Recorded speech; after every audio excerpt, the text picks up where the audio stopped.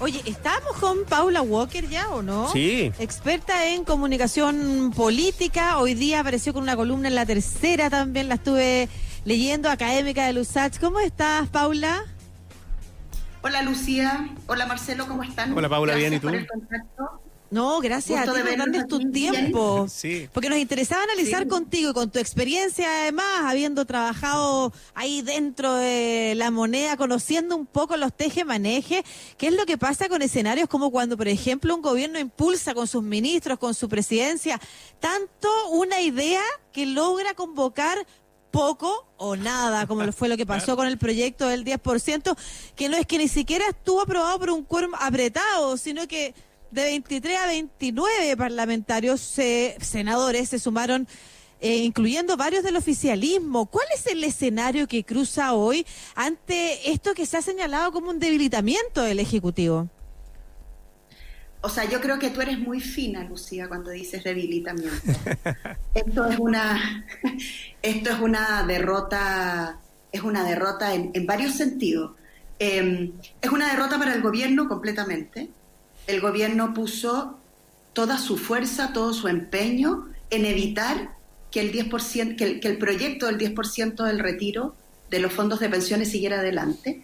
Y no solo es una derrota hacia la opinión pública, que está mayoritariamente de acuerdo con esto y podremos analizar por qué.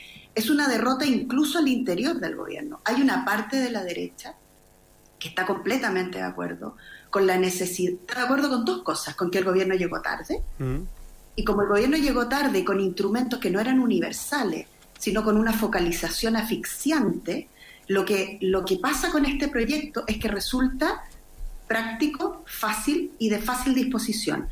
Y además es un proyecto que nos dijeron durante años, 40 años, que los fondos son nuestros, que nos tenemos que rascar con nuestras propias uñas, que estos son capitales de los trabajadores, lo dijo el presidente en su última cuenta pública. Entonces, hay una derrota hacia afuera, pero también hay una derrota hacia adentro. Hay una derecha dura que está muy derrotada con el paso del gobierno. El gobierno hoy día tiene que tomar decisiones que son muy complejas. Una decisión es si veta o no veta el proyecto.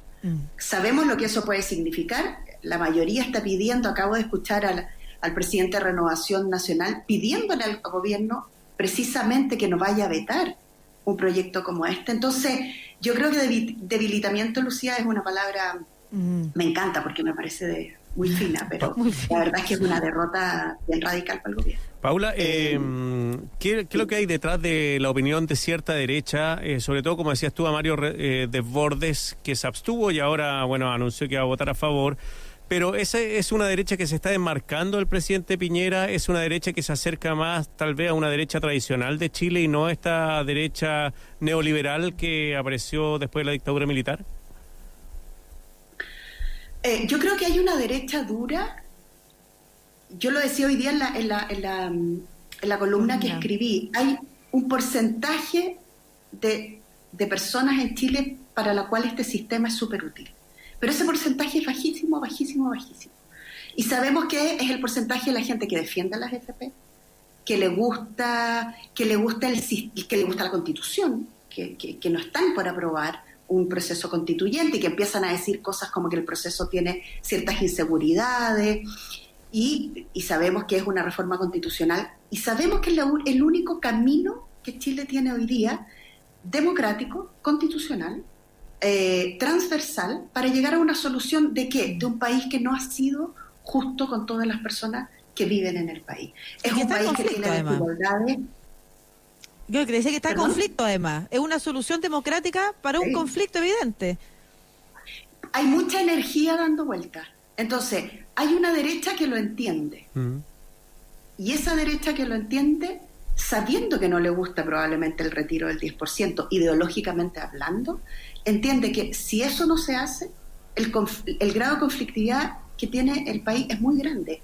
Pero es muy grande no porque esté lleno de comunistas que están en todos los rincones del país intentando... No. Es grave porque la gente no tiene que comer.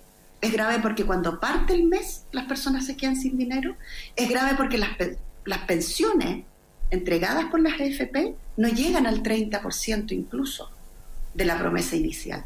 Entonces, tenemos un problema de desconexión del gobierno con el tipo de país que está gobernando, y eso es muy complejo. Ahora, Paula, este gobierno está entre esas dos derechas, ¿no es cierto? Una derecha que le pide al gobierno que se conecte más con las necesidades de la gente, y otra derecha muy dura que le pide que se mantenga firme en esa posición rígida de defender los dogmas del modelo neoliberal. ¿Qué recomendarías tú? ¿Qué paso seguir? Porque, como tú bien dices, hoy en día está enfrentado el gobierno a hacer grandes decisiones, no solamente si veta o no veta estos proyectos, el de la AFP, el de los servicios básicos, que bueno, ya fue, y otros más, sino que además está enfrentado, por ejemplo, a la disyuntiva de si cambia o no gabinete. ¿Y qué hace con ese gabinete? Porque cuando en algún momento llegaron las palomas a sobreponerse a los halcones, uno pensó que iba a haber más cintura, pero al revés, estas palomas resultaron ser más rígidas incluso que los halcones, que al menos en algún momento eran hábiles políticos. Entonces, ¿a quién debiera hacerle caso el Ejecutivo? ¿Qué camino debiera optar? ¿Qué aconsejarías tú si estuvieras ahí? Bueno, por suerte no estoy ahí. Porque yo creo que este momento es un momento bien excepcional también. O sea, seamos justos que este es un momento que le está tocando al presidente Piñera, le podría haber tocado a otro presidente, y es un momento de una alta complejidad. Estamos en una pandemia que lo que ha hecho es desnudar de qué manera los países protegen a las personas.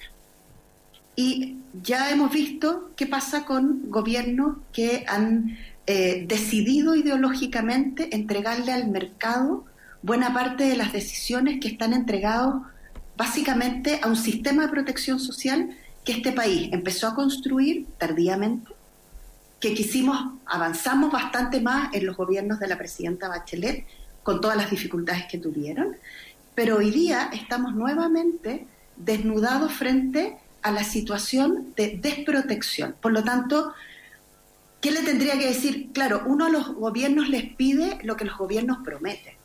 No estaba en la promesa del presidente ni el proceso constituyente, ni una nueva constitución, ni que la salud y la educación fueran derechos. Eso es una matriz ideológica de otro gobierno. En este, sí pienso que el presidente tiene una ruta constitucional que debe cumplir a cabalidad.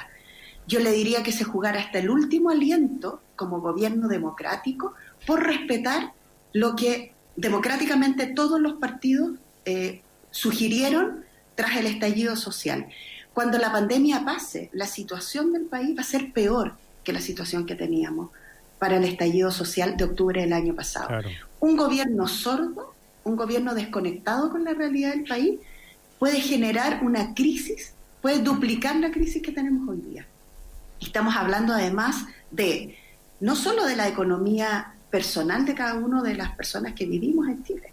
Estamos hablando de la economía del país, que es muy relevante, pero estamos hablando de la vida de las personas, estamos hablando de la cohesión social, estamos hablando de llegar lejos juntos, pero no solitos. Estamos hablando del rediseño de un sistema de previsión que nos permita de verdad tener una previsión que no es basada en nuestros ahorros, sino con una lógica de colaboración entre todos. Entonces, es un gobierno que llegó a un momento en que si no escucha, ni siquiera me puedo imaginar el paso que viene. Yo le pediría al gobierno una atención máxima, no escuchando a sus 2 halcones, a sus 5 palomas, que además la gente que nos escucha no debe tener idea de lo que estamos hablando.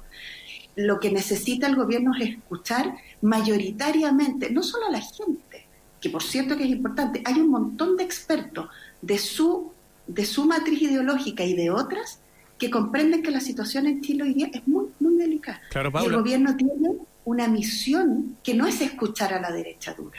Esa no es la misión del gobierno, porque el gobierno debe gobernar para todos. Debe enfocarse en los alcaldes, por ejemplo, que han demostrado los alcaldes, tanto de derecha y de izquierda, que están muy cercanos a la ciudadanía, entienden muy bien los problemas, y han sido ellos los que han llevado la batuta de todo esto, Paula. Marcelo, yo creo que tú tocas un punto que es súper relevante. Hoy día los alcaldes, transversalmente, están en contacto con la ciudadanía mucho más de lo que puede estar un ministro en su escritorio o una ministra en su escritorio, sin lugar a dudas. Y los alcaldes lo están pasando súper mal, porque además las personas le van a pedir cuentas a sus alcaldes, que son sus autoridades más cercanas, y los alcaldes tienen poca disposición de recursos, pero además están viendo la tardanza con la que el gobierno está llegando. El tema de las cajas, por ejemplo, que es súper importante para las familias. Sin embargo, se ocupó un sistema que hasta el día de hoy todavía están entregando la primera entrega anunciada hace, no sé, 7 semanas atrás. Imagínense lo que eso genera cuando te llega la caja y sabes que van a tener que pasar 8 semanas más que vuelva a llegar otra, sin entre medio recursos que efectivamente están llegando a muchas personas. Entonces, los alcaldes y las alcaldesas son una instancia que en crisis como esta son muy útiles. Sí, de hecho, el mismo alcalde Rodrigo Delgado, estación central ahí de donde está la universidad, nos decía a nosotros en una entrevista hace un tiempo atrás, necesitamos más Estado. Y el alcalde Rodrigo Delgado es un alcalde UDI, uno pudiera decir un discurso completamente distinto a la matriz ideológica de la UDI. Tienes razón respecto a los halcones y las palomas. Vamos a aclarar, las palomas se le llamaba a estos ministros que estaban en el gabinete que pertenecían a un grupo supuestamente más... Lucía, perdona, están votando el retiro de fondos a esta hora en la Cámara de Diputados. Si quieren podemos escucharle un poquito de fondo mientras conversamos. Ya, ok. Ahí está, bueno, estaba ocurriendo hasta ahora en la Cámara, están todos levantando el dedito, vamos a ver si lo aprueban o no. Perdona que te haya interrumpido, pero yo le aviso. Sí. Las palomas eran Briones Blumel, básicamente. Este grupo más nuevo, supuestamente más flexible, más de centro. Ahora. Y los halcones, los grandes pesos políticos del tipo Chadwick, ¿no es cierto? O Larraín, en fin, ¿qué salieron del gabinete? ¿Crees que tiene que haber un cambio de gabinete? Se está pidiendo, hay una derecha que lo está pidiendo. ¿Te parece a ti justo que en este momento, o necesario que en este momento, por ejemplo, figuras como Blumel o Briones, ante el fracaso de lo que fue la negociación, además por el proyecto del 10%, tuvieran que salir? Dos cosas ahí. Lo primero, yo creo que los tipos de liderazgo están cambiando. Esta definición que hace también Lucía sobre los halcones y las palomas, la pregunta es qué tipo de liderazgo requiere un momentum tan complejo como este. Y yo no creo que este sea el momento de liderazgo autoritario, verticales, rabiosos, por ningún motivo. Yo pienso que este es un momento de diálogo, de colaboración, de tener que tragar saliva y sentarse a la mesa con toda la gente que tiene que sentarse a la mesa. Y en ese sentido... Claro, hay un sector de la derecha que seguramente ve con mucho colmillo afilado las ganas de poder cobrarse. Pero yo siempre creo que en este caso, bueno, hay un desgaste del gabinete que es bien complejo y hay una derrota que si uno tiene que buscar un culpable, suele la gente buscar los culpables con los ministros y las ministras, más que con los presidentes. Así que bueno, es una prerrogativa del presidente de la República. No estoy segura que eso resuelva nada, en realidad, porque al final quien está a cargo de bajar la línea política es el presidente de la República. Entonces, puede pasar que empiezas a cambiar ministro y uno no da nomás, porque no está dando nada con el tono. Claro. Porque además se supone que precisamente estos eran los ministros y por eso la caricaturización con las palomas, que iban a tener mayor flexibilidad, que no iban a venir de esa matriz ideológica dura, con ya 30 años en la política, y no resultó. Sí. Entonces, ¿cuáles debieran ser las figuras? Si no son estas, ¿cuáles? Ya votaron todos, ¿o no? Además, podemos volver a la imagen. Diputado Norambuena, ¿cómo ojalá un cambio de gabinete resolviera el problema. Pero sabemos que el cambio de gabinete no resuelve el problema. Son los rostros, es gente nueva, me imagino que también tiene que llegar gente de peso tal vez al gobierno, Paulo, ¿no? Aquí lo que necesitamos son personas capaces de dialogar y comprender lo que está pasando en Chile, de dialogar con sus sectores y con otros sectores. Ojo que aquí la oposición ha reclamado que no se le escucha. El colegio médico, en el caso de la pandemia, ha reclamado que tampoco se le escucha. Entonces tenemos un problema de un gobierno que le cuesta comprender y escuchar opiniones de otros sectores. Entonces hay ahí una complejidad mucho más de peso que me parece injusto creer que si cambio gabinete resuelvo el problema. Yo pienso que hay un problema un poco más complejo que eso. Sí, de hecho tú acabas de mencionar, más que el cambio de gabinete es la mirada política que desde la presidencia se define, cuál va a ser la línea. Y bueno, lo que nos queda ahora por delante y a lo que se refería tu columna y un poco has mencionado acá, tiene que ver con la duda que se pone sobre la mesa en torno a la realización del plebiscito. Por pandemia. Por pandemia, pero algunos porque no se han respetado los acuerdos, porque los argumentos son variados, como dice Paula, para echar por el ruedo, o sea, o bajar la realización del plebiscito. ¿Cómo ves ese escenario? Yo pienso que si quieren usar el plebiscito como moneda de cambio, es un error histórico. El gobierno solo debe dar cumplimiento cabal, con las seguridades pertinentes, a una ruta constitucional, legítima y democrática, como es el proceso constituyente. Y el gobierno debiera, hasta el último aliento, hacer su mejor esfuerzo para que todos nosotros podamos ir con seguridad, con tranquilidad, a expresar nuestra opinión en el plebiscito de octubre, porque ese es el camino que nos garantiza gobernabilidad, sostenibilidad, nos garantiza representación de las opiniones de todas las personas. Cualquier asomo de querer transar el plebiscito por cualquier otra cosa a mí me resulta impensable, y espero que las fuerzas democráticas de todos los partidos estén a la altura de lo que la historia demanda en este minuto. Iniciar el proceso constituyente, hacerlo con todas las seguridades. El CERVEL está revisando, y así lo han dicho sus integrantes, están revisando procesos de elecciones en pandemia en otros países. Hay 25 países que lo han hecho. Se puede hacer en la medida en que todos colaboremos. Pero el gobierno es el llamado a garantizar constitucionalmente que este proceso constituyente se inicie en octubre.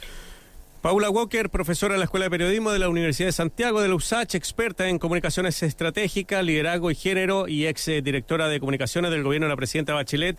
Paula, muchas gracias. Estaremos muy atentos a lo que siga sucediendo acá en la votación del proyecto de retiro de fondos. En un ratito más con Emilia Aguilar ahí, por supuesto, sabremos cómo funcionó todo esto y en qué quedó. Así que muchas gracias, Paula, por tu tiempo. Siempre es muy útil conversar contigo. Sí, pues, así que la vamos a dejar ahí. Muchas gracias, Lucía y Marcelo. Oye, y estupendo el Luis Cruz, estuve escuchándolo un ratito antes, así que sí, un desafío venir después de la literatura, la poesía y Borges, pero gracias por el espacio y súper interesante que muevan también la cultura. Muchas gracias. Muchas gracias. Un abrazo.